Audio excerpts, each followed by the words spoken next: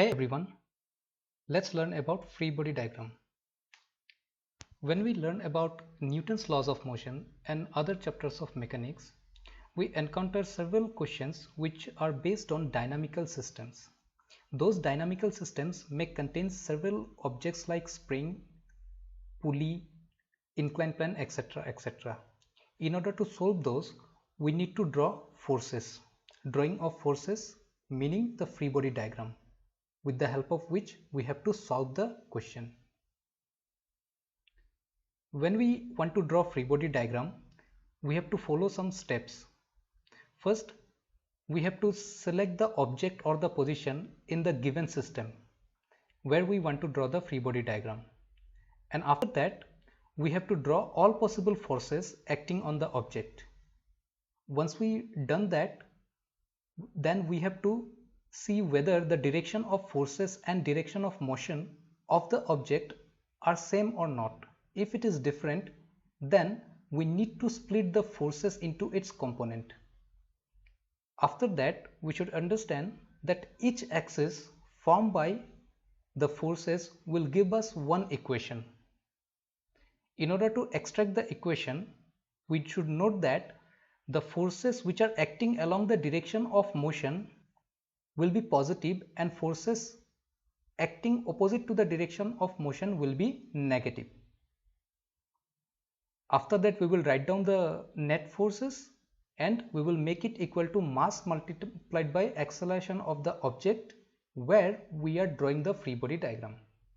Let's understand all the steps with the help of example. This is a mass pulley system. Two masses m1 and m2 are connected by a light string. It is a massless string, almost massless string, an inextensible string,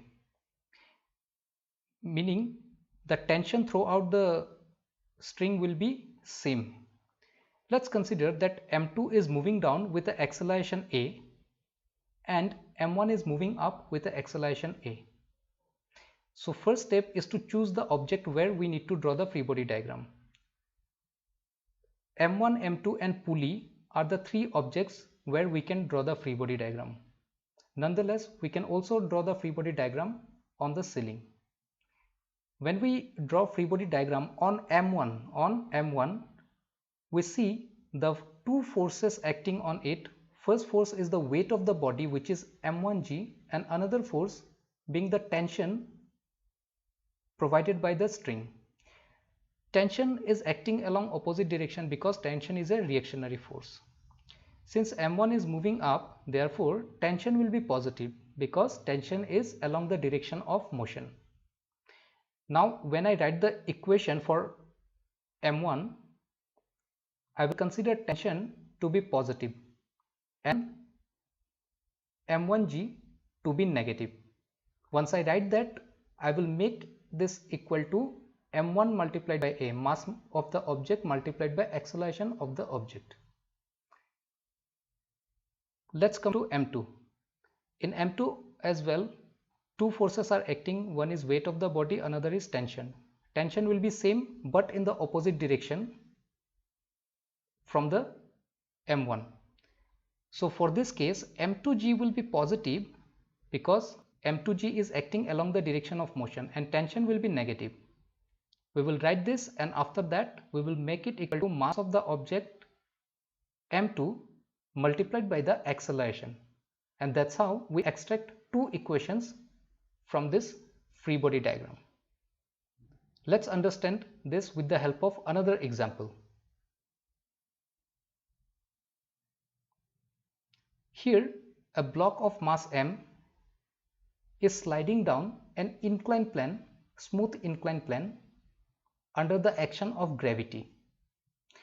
Now the gravity will cause the weight of the body which is acting downward, which is mg. Now I see that the mg, which is weight of the body, it has a different direction and the body is sliding down along the inclined plane. So direction of motion and direction of force is different. Because of that, we will split the component, we will split the mg into its component. One component will be mg sin theta because m is moving along inclined plane. Another component will be perpendicular to that of mg sin theta, which is mg cos theta. Now we will not use mg, we will only use mg sin theta and mg cos theta. Mg sin theta will cause the motion. Along the inclined direction we have only one force, mg sin theta. Therefore mg sin theta will be positive, which is equal to ma, and thereby acceleration is equal to g sin theta. Let's understand with another example. This block, which has a mass, let's say m, or you can consider density to be rho and volume to be v, and you can consider density of the liquid to be sigma as well. Now if you want to draw the free body diagram, you should know how many forces are acting on the body. First, we have already selected that we will draw the free body diagram on this particular block, this yellow block, which is attached to a string and it is immersed into a liquid. It may be water also. So first, weight will be along the downward direction, which is mg. Buoyancy will be along the upward direction, and then since block has compressed the spring force will be in the upward direction. Now in case the block is stationary or in equilibrium,